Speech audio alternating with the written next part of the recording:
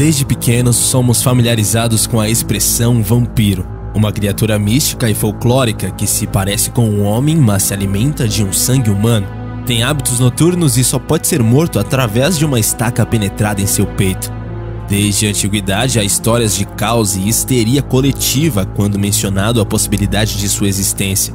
Entretanto, o que muitos não sabem é que com o passar dos séculos foram surgindo relatos de vários tipos de vampiros ao redor de todo o mundo, um mais assustador que o outro.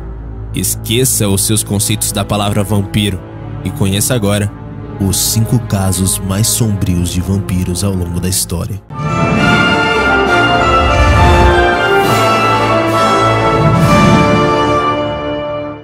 O vampiro de Gorbaus.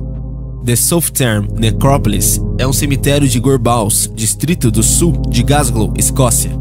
Foi inaugurado no ano de 1840 para fornecer um lugar acessível e respeitável de enterro para o povo de Gorbaus e as zonas circundantes da cidade de Glasgow também.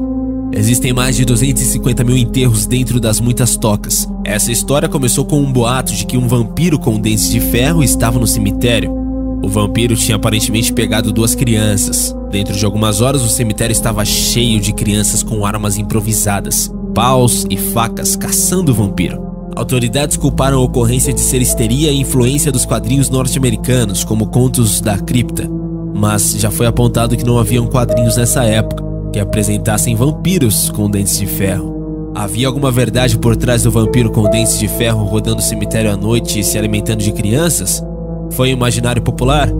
Mislata de Blau. Mislata de Blau foi um humilde pastor tcheco que no século XIV deixou a população do vilarejo onde morava aterrorizada.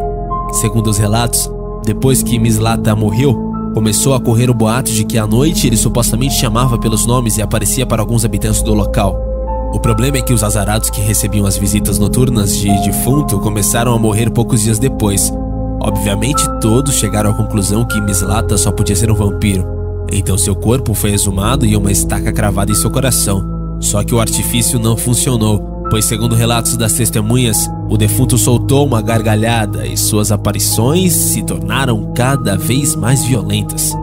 Para pôr um fim nas ações do vampiro, os moradores do vilarejo perfuraram seu corpo com estacas e contrataram um carrasco para decepar sua cabeça. Depois o cadáver de Mislata foi cremado e enquanto as chamas o consumiam, dizem que o vampiro soltou gritos de congelar a espinha e que era possível ver seu sangue borbulhando pelas feridas abertas. Johannes Kuntius.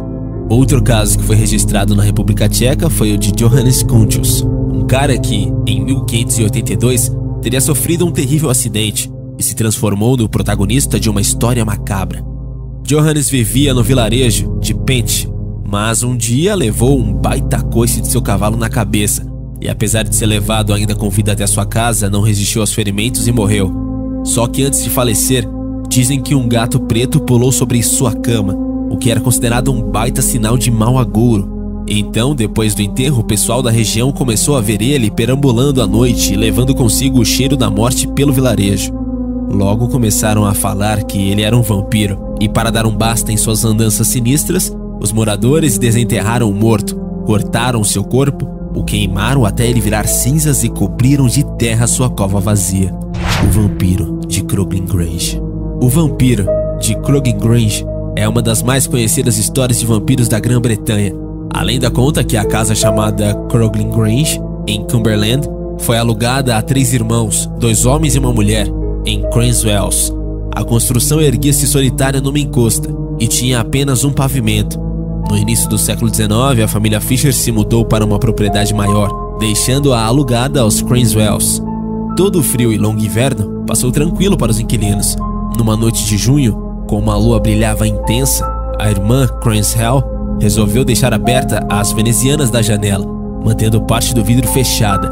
Sentada na cama, olhando para o jardim, ficou intrigada ao ver 2 luzes amarelas movendo-se por entre as árvores. Logo percebeu que pertenciam a um homem e que este agora atravessava o jardim e se dirigia à sua janela. Ela correu para a porta que ficava perto da janela e viu uma face hedionda com olhos flamejantes a fitá-la. No mesmo instante notou que a criatura começava a abrir a janela. Por mais aterrorizada, não se moveu quando ele alcançou o trinco e ganhou o peitoril da janela. A criatura segurou-a pelos cabelos e mordeu-lhe a garganta. Neste momento, ela recobrou a voz e gritou. Os irmãos, dormindo em quartos separados, foram despertados por um grito agudo, alto, que parecia abalar as paredes da casa. Ambos correram para o quarto da irmã. Depois de arrombarem a porta, um deles ainda pôde ver o intruso fugindo pelo jardim e desaparecendo para os lados do cemitério da igreja. Elizabeth Báthory.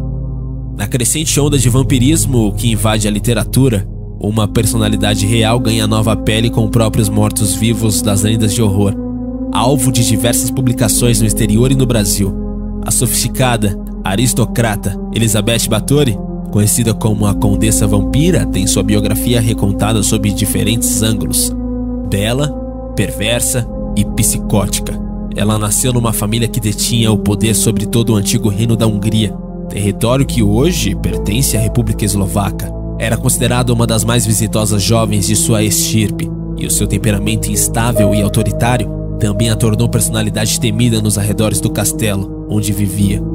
Inteligente, soube valorizar a presmitosa educação recebida e falava com desenvoltura o latim, o húngaro e o alemão. Aos 15 anos, Elizabeth casou-se com o conde Stefan de Báthory, que ampliou ainda mais o seu poder e seu prestígio ao ser nomeado rei da Polônia. Protegida pelos nobres brasões familiares, Elizabeth sentiu-se livre para então exercer uma outra faceta com a excelência que lhe era peculiar, a de torturadora e assassina em série.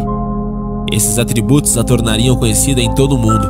Elizabeth cresceu assistindo a violentos conflitos territoriais entre turcos e austríacos e religiosos, católicos e protestantes, e viu ainda criança as suas 3 irmãs mais novas serem violadas e mortas por soldados. Também sofria de epilepsia e de ataques de ira incontroláveis. Adulta, tornou-se uma vilã muito cruel. Torturava suas criadas e damas de companhia por qualquer equívoco e, em muitas ocasiões, teve o apoio de seu marido nessas sessões de sadismo. Em um acesso de raiva, teria chegado a abrir a mandíbula de uma serva até que os cantos de sua boca se rasgassem. A fama de vampira surgiu, no primeiro momento, do seu hábito de morder e dilacerar a carne de uma das suas criadas. Mas Elizabeth foi ainda mais longe. Ela recrutava meninas, as matava e a usava o sangue para se banhar. Acreditava que uma banheira com sangue das crianças era a fonte eterna da juventude. Estima-se que Elizabeth tenha assassinado 647 meninas. Em janeiro de 1610, após rumores sobre seu comportamento, um grupo liderado pelo seu primo, o Conde Turzo, entrou no castelo e flagrou-a em um estranho banho. De fato, há uma série de histórias bizarras envolvendo essas criaturas. Como você mesmo já viu no vídeo de hoje, qual a sua opinião sobre esse assunto, hein? Deixe pra gente aí nos comentários. Não esquece de deixar o seu gostei e também de se inscrever aqui no canal. Valeu e até a próxima, galera aqui do Universo Curioso.